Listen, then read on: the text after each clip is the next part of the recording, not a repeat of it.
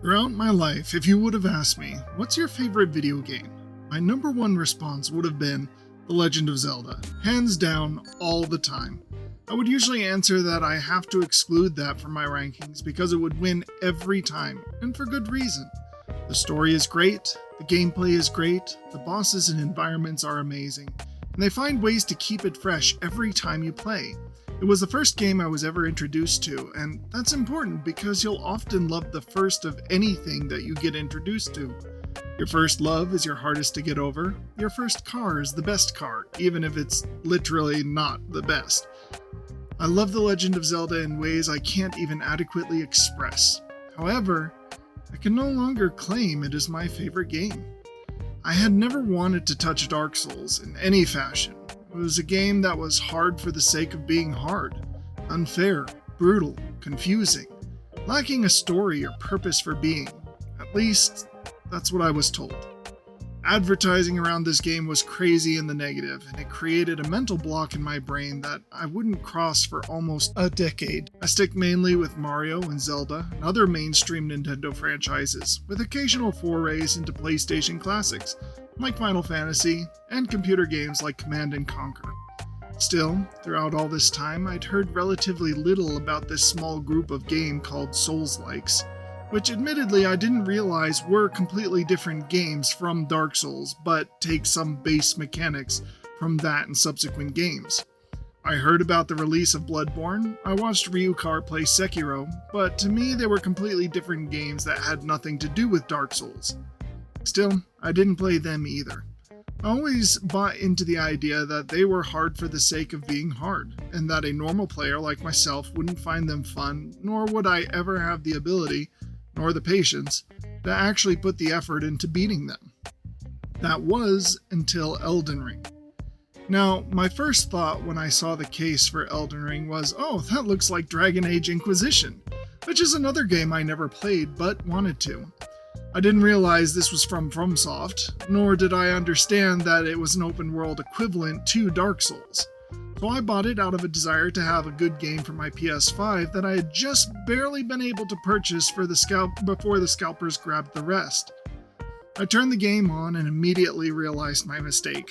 After the character customization screen, we were brought into the chapel area. From there, we go out to fight the first boss. So at that moment, I realized I had misunderstood the packaging. I did a bit of research and found out it was released by the studio FromSoft, which was known for Bloodborne, Sekiro, and, yep, you guessed it, Dark Souls.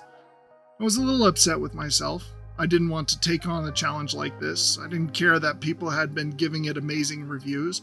I just didn't like Dark Souls, and that was that. There was no purpose in my getting involved.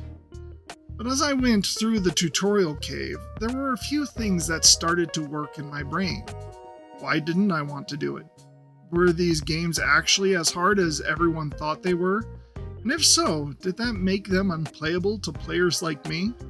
I've always been a victim of my own curiosity, and it was a sense of morbid curiosity that pushed me out of the cave and into the world of Elden Ring. I was definitely not prepared for the ride it would take me on.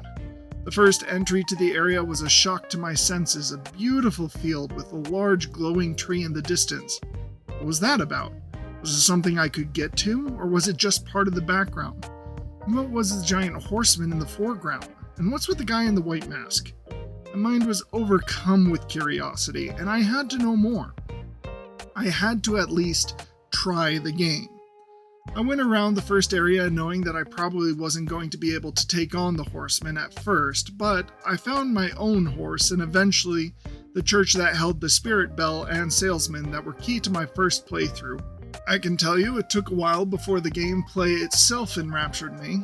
It was long after I got to the round table hold and after my first several bosses before I realized that I could use my runes to upgrade my attributes. And Margit can eat lead pipes.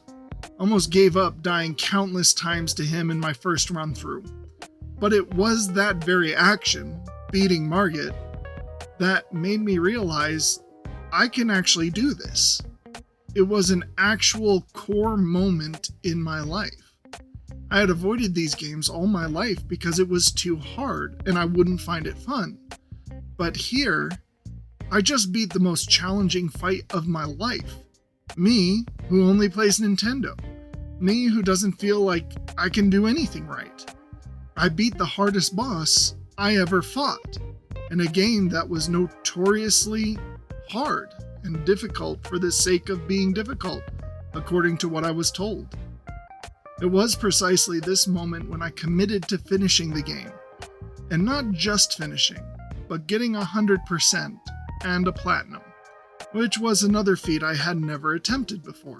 I did eventually accomplish all I set out to do, making Elden Ring the first true game I'd ever platinumed. Well, the first being Astro's Lab, but I really don't count that as being noteworthy. I had done it. Despite everything going against me, I actually beat the game, and at the meta no less, which at the time was around 140, soul level 140.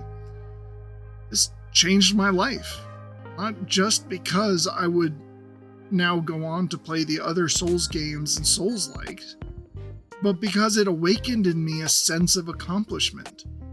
I finally knew that I could do something that I previously thought was impossible.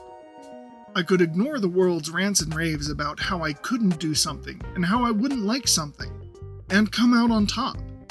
Having climbed the mountain and reached the peak, it enabled me to apply for more schooling, realizing that if I could do something as hard as Elden Ring, I could do something like schooling with no issue, because I was already good at it. It gave me the courage to try working on my YouTube channel again after having left it from being ridiculed by another far larger creator. It is what allows me to continue working on this channel despite being disparaged at every turn from literally every single source around me. The sense of accomplishing what was once in your brain considered to be an impossible task opens the mind, and all the things that I thought were impossible suddenly became achievable. The hopes and dreams I had put off because of my own doubts and fears became within reach, and all because I had played and beaten Elden Ring. I had done that which I thought was impossible, and everything else I thought was impossible became within my grasp. The Legend of Zelda introduced me to gaming and still holds a special place in my heart. It will forever be in my top most favorite video games of all time. But Elden Ring did so much more for me. It gave me accomplishment. It gave me hope for an actual future. And for this reason, I can say everyone should play and beat Elden Ring. And for this reason, I can say definitively that FromSoft is by far the best game studio on this planet of ours. Thank you so much for watching. I hope to see you next time. Here beginneth the chill night that encompasses all, reaching the great beyond. Into fear, doubt, and loneliness, as the path stretcheth into darkness.